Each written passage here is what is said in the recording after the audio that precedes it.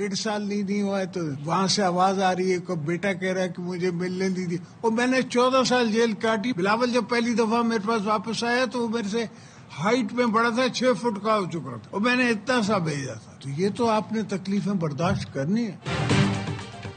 ये तकलीफ तो आपको बर्दाश्त करना होगी, ये जिंदगी का हिस्सा है। अगर जेल नहीं काट सकते तो कोई आसान काम कर लें। सदर आसिफ जरदारी का विहाड़ी में जलसे से खिताब, कहा मैंने 14 साल जेल काटी, जब जेल से बाहर आया तो मेरे बच्चे कद में मुझसे बड़े हो चुके थे। बानी पीटीआई के दौर में हुकूमत फैज हमीद ने की। फैज हमीद को क्या पता कि कैसे हुकूमत करनी है और रिलीफ देना है। शहबाज शरीफ और मरियम नवाज के साथ चलने का इरादा है। मियां साहब कोशिश कर रहे हैं, हालात पहले से बेहतर हैं। केपी हुकूमत मार कुटाई पर उतर आई है।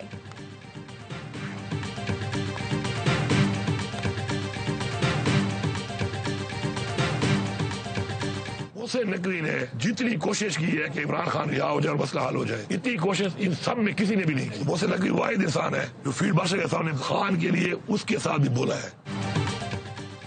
मोहसिन नकवी ने बानी की रिहाई के लिए फील्ड मार्शल से बात की, किसी और में जुर्रत ही नहीं। मोहसिन नकवी ने बानी की रिहाई के लिए जितनी कोशिश की किसी और ने नहीं की। उन्होंने संजीदा और बामकसद गुफ्तगू की। साबिक वज़ीर आला अली अमीन गंडापुर का इंकशाफ, कहा मोहसिन नकवी की जानिब से बात करना अमले कदम था, जबकि पीटीआई क़यादत खामोश रही। पीटीआई क़यादत ने कोई ठोस और तामीरी कदम ही नहीं उठाया। धरने से बानी पीटीआई रिहा नहीं होंगे। संजीदा मुकालमा न हुआ तो पेशरफ्त मुमकिन नहीं होगी।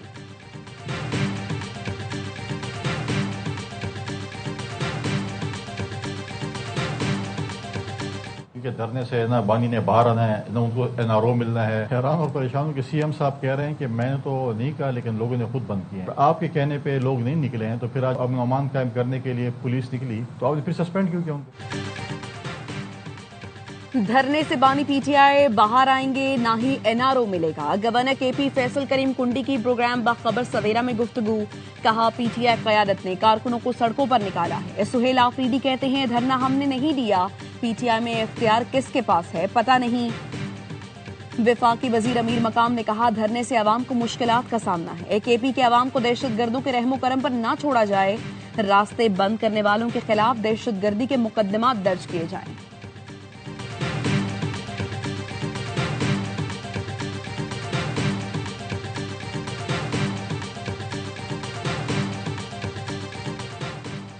पेशावर हाई कोर्ट ने केपी में पीटीआई एहतजाज और सड़कों पर बंदिश पर आईजी पुलिस और चीफ सेक्रेटरी को तलब कर लिया। अदालत ने सवाल किया, 4 रोज से सड़कें बंद हैं, सूबाई हुकूमत ने क्या कार्रवाई की? लोगों को मुश्किलात का सामना है, अब तक किसके खिलाफ कार्रवाई हुई? एडवोकेट जनरल ने जवाब दिया, आपने केस से कबल हमें जिम्मेदार करार दिया है। हाँ, मैं किसी जमात का नुमाइंदा नहीं। अदालत ने रिमार्क्स दिया, आपको किसी जमात का नुमाइंदा नहीं कहा गया। आईजी पुलिस और चीफ सेक्रेटरी को बुलाएं। दरखास्त गुजार के वकील ने मौक़िफ़ अपनाया। पीटीआई कारकुनान के एहतजाज की वजह से नकलो हरकत खत्म हो गई है। बैन सूबाई राबते भी मुनक़ता हो गए हैं।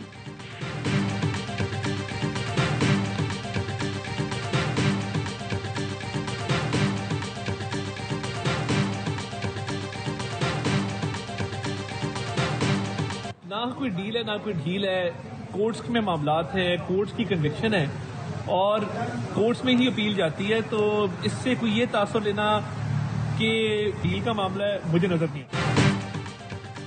कोई डील हो रही है ना ढील दी जा रही है, मामला अदालत में है, डील का सवाल ही पैदा नहीं होता।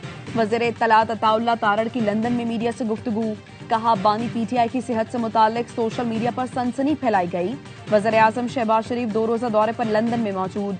Pakistani high commissioner doctor Faisal और दीगर हुकाम ने एयरपोर्ट पर इस्तकबाल किया। वज़ीर आज़म लंदन में 2 रोज़ क़याम के बाद अमरीका रवाना होंगे और गजा पीस बोर्ड के पहले इजलास में शिरकत करेंगे।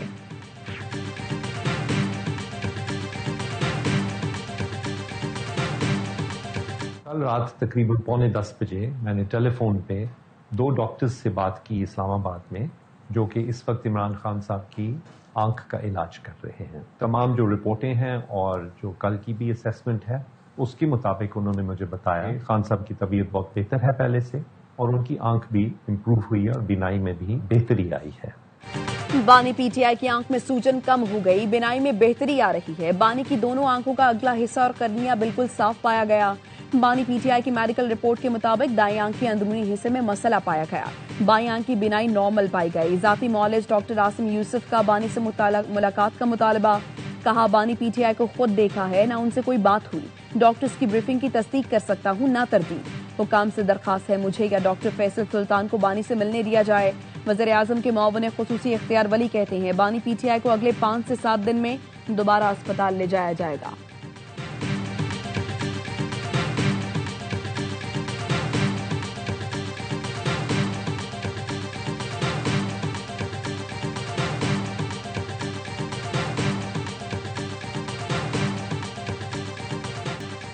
वज़ीर दाखिला और चेयरमैन पीसीबी की श्रीलंकन के सदर से मुलाकात। मोहसिन नकवी ने पाकिस्तानियों को वीजे में मुश्किलात के बारे में आगाह किया। श्रीलंकन सदर का फौरी पाकिस्तान को तमाम लिस्टों से निकालने का हुक्म।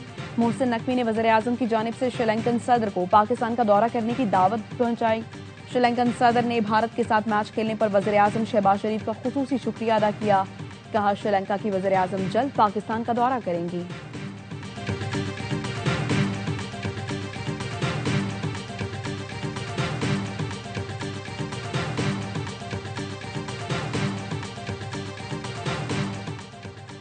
बांग्लादेश के 9 मुंतखब अरकान पार्लियामेंट ने हल्फ उठा लिया। वज़ारत अज़्मा के लिए नामजद उम्मीदवार तारिक रहमान ने भी बतौर रुकने पार्लियामान हल्फ उठाया। अरकान पार्लियामान आज नामजद वज़ीर आज़म के लिए हक़ राय दही इस्तेमाल करेंगे। तकरीब हल्फ बर्दारी में वफाकी वज़ीर एहसन इकबाल शिरकत करेंगे। एहसन इकबाल की डॉक्टर यूनिस से मुलाकात, 2 तरफ़ा उमूर पर तबादला ख्याल। एहसन इकबाल बांग्लादेश में आला हुकाम से अहम मुलाकातें भी करेंगे।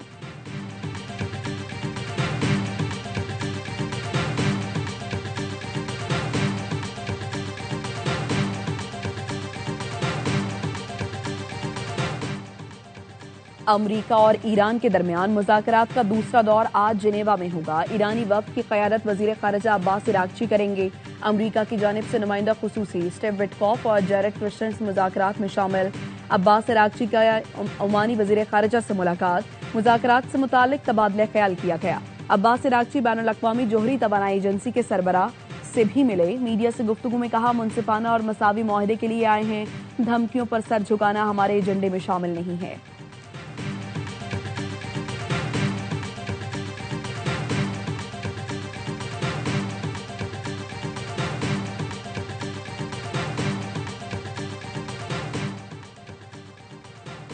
ईरान मुआहिदा करना चाहता है वरना नताइज भुगतेगा। अमरीकी सदर डोनाल्ड ट्रंप कहते हैं मैं ईरान से मुताल्लिक मुज़ाकरात में बिलवास्ता तौर पर शामिल होऊंगा। हालिया बातचीत में ईरान खराब मुज़ाकरातकार साबित हुआ। मुझे नहीं लगता ईरान मुआहिदा न करने के नताइज बर्दाश्त करना चाहता है। उम्मीद है आइंदा मुज़ाकरात में ईरान ज्यादा माकूल रवैया इख्तियार करेगा। ईरान ने आबनाए हुर्मस में जंगी मशकों का आगाज कर दिया।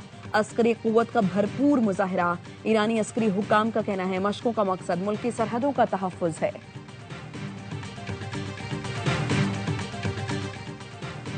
वज़ीर आला पंजाब मरियम नवाज का 40 लाख खानदानों को निगहबान रमजान कार्ड देने का ऐलान। कहा, सहूलत बाजारों में आवाम को रिलीफ मिलेगा। रमजान में महंगाई कंट्रोल करने के लिए इकदाम किए जाएंगे। जिसने कीमतें बढ़ाई उसके खिलाफ सख्त कार्रवाई होगी। दुकान 3 दिन के लिए बंद कर दी जाएगी। प्राइस कंट्रोल ऑपरेशन पूरे रमजान जारी रहेगा। पुलिस से कहा, कानून पर अमल दरामद यकीनी बनाया जाए। पुलिस इस्लाहात के लिए वस्त और तवील मुद्दती प्रोग्राम बनाए जाएं। पुलिस एहलकार शहरियों को सर कहकर मुखातिब करें।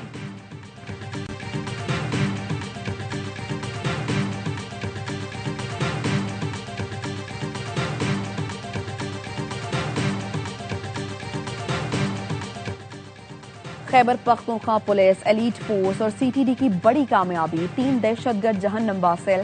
सिक्योरिटी जराये के मुताबिक हलाक दहशतगर्द इंतहाई मतलूब अफराद की फहरिस्त में शामिल थे। दहशतगर्द नूर इस्लाम के सर की कीमत 50 लाख रुपए मुकर्रर। फितना खारिज का सरगुना था। सिक्योरिटी जराये का कहना है एक दहशतगर्द ने गिरफ्तारी से बचने के लिए खुद को धमाके से उड़ा लिया। फायरिंग के तबादले में 3 एहलकारों ने जामे शहादत नोश किया। दिफाई माहिरीन के मुताबिक ये गिरोह माजी में होने वाले चीनी बाशिंदों पर हमलों में भी मुलव्विस था।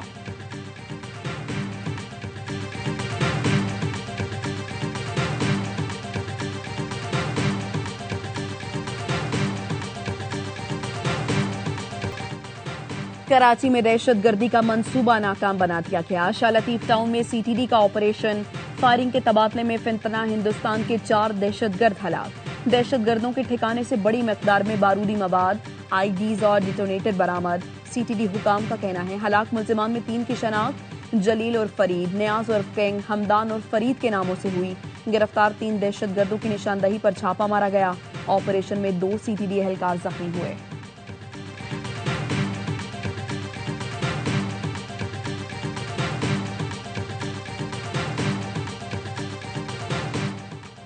कराची में साइट एरिया वलीका अस्पताल के करीब फैक्ट्री में आग लग गई। मुतासरा फैक्ट्री और अतराफ की इमारतों को खाली करा लिया गया।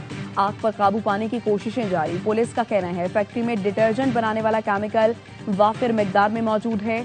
आग ने फैक्ट्री को चारों तरफ से लपेट में लिया हुआ है।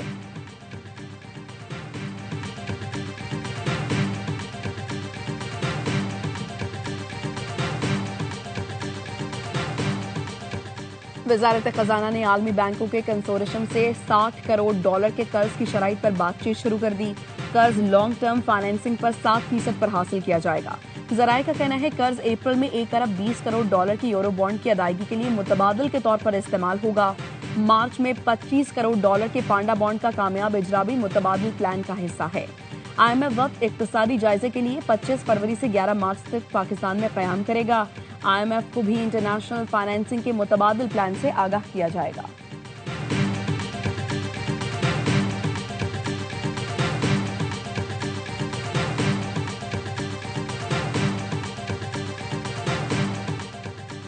फ्रॉड केस में नजफ हमीद की जमानत बहाली की दरखास्त जस्टिस राजा इनाम मिन्हास ने केस सुनने से मौजूद कर ली। File chief justice Islamabad high court को भिजवा दी। ट्रायल कोर्ट ने नजफ हमीद की जमानत मंसूख की थी। इस्लामाबाद हाई कोर्ट ने ट्रायल कोर्ट का फैसला मुअत्तल करके जमानत बहाल कर दी थी।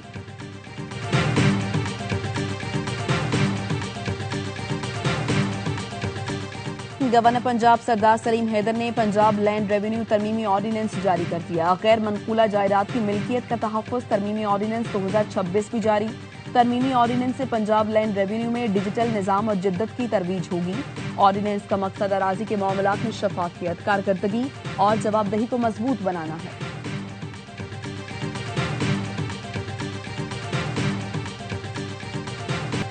सिंध और बलोचिस्तान के मुख्तलिफ इलाकों में बारिश और ग्यालाबारी, जाती हुई सर्दी को ब्रेक लग गया। कोयटा में सर्दी बढ़ गई। चमन, किला सैफुल्लाह और हरनाई में भी बादल बरसे। नशेबी इलाके ज़ेरे आब आ गए। चाकी के बरसाती नालों में पानी का बहाव तेज हो गया। सखर, नौशहर फिरोज, दादू, मेहराबपुर और शहदादपुर में गरज चमक के साथ बारिश। कई इलाकों में बिजली की फराहमी मुअत्तल। महकमे मौसमियात की आज कराची में हल्की बारिश की पेशगोई, तेज हवाएं चलने का भी इम्कान।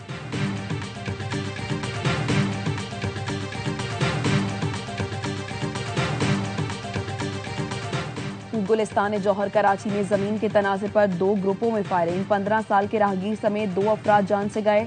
मरने वालों की शनाख्त 30 साल के ताहा और 15 साल के शारून के नाम से हुई। एक बच्ची भी जख्मी हुई। शारून 8वीं जमात का तालिब इल्म था। घर से दूध लेने निकला था। फायरिंग की जद में आ गया। वरसा ने आला हुकाम से इंसाफ की फराहमी की अपील की है।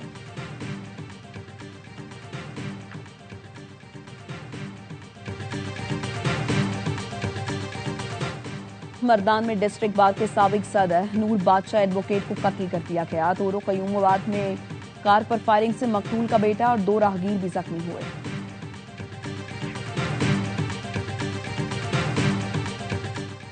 गवर्नर सिंध कामरान टिसोरी से वज़ीर-ए-आज़म यूथ प्रोग्राम के चेयरमैन राना मशहूद की मुलाकात। नौजवानों को बाइख्तियार बनाने और रोजगार के मौके बढ़ाने पर तबादला ख्याल। गवर्नर सिंध ने कहा नौजवानों को तरक्की में किरदार अदा करने के मौके फराहम करना अव्वलीन तरजीह होनी चाहिए। मुश्तरका कोशिशों से नौजवानों के लिए रोशन मुस्तकबिल यकीनी बनाया जा सकता है। राना मशहूद बोले नौजवानों के लिए गवर्नर सिंध के इक़दाम काबिल तहसीन और हौसला अफजा हैं। T20 वर्ल्ड कप के बाद पाकिस्तान और बांग्लादेश के दरमियान वनडे सीरीज होगी। मैचेस 12, 14 और 16 मार्च को ढाका में खेले जाएंगे। PSL के बाद 2 टेस्ट की सीरीज मई में होगी। पहला टेस्ट 8 से 12 मई ढाका, दूसरा 16 से 20 मई तक चट्टग्राम में शेड्यूल।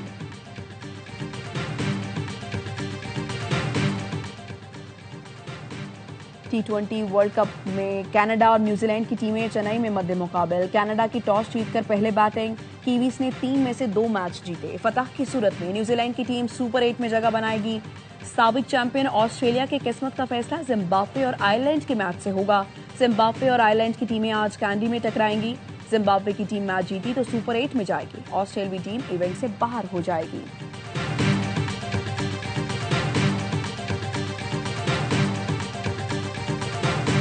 चार का बैट्समैन नहीं है, मैं बाबर की बात कर रहा हूं। आप उसके साथ जाती को नंबर 3 खिलाना चाहिए, लेकिन जब टीम अनाउंस हुई जब बात करें ना आप कि गलत आए ये लोग, परफॉर्मेंस बेस पे नहीं आए, पैराशूट के जरिए आए, जब नहीं कोई बोलता।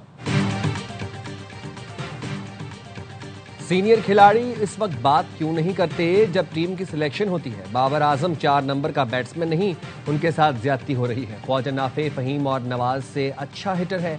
हर लम्हा पुरजोश में बासित अली का तज्जिया। कामरान अकमल ने कहा एक ऑलराउंडर कम करके ख्वाजा नाफे को टीम में लाया जाए। शाहीन आफरीदी को आराम कराएं, हो सकता है सुपर 8 में कम बैक कर जाएं। शुएब मलिक बोले ख्वाजा नाफे ओपनर है, उससे ओपनिंग ही करानी चाहिए। इस टीम में ऐसे खिलाड़ी हैं जो मैच जितवा सकते हैं। अदाकार नबील बने मेहमान, किया दिलचस्प सवालों का सामना। आदि और मुस्तफा चौधरी ने लगाया कॉमेडी का तड़का।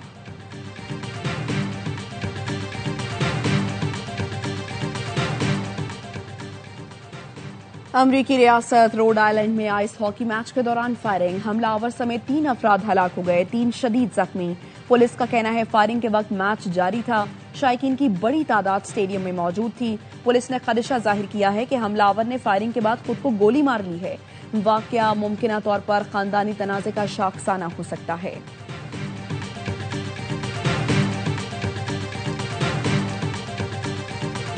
सऊदी अरब में माह सयाम का चांद देखने के लिए इजलास आज होगा।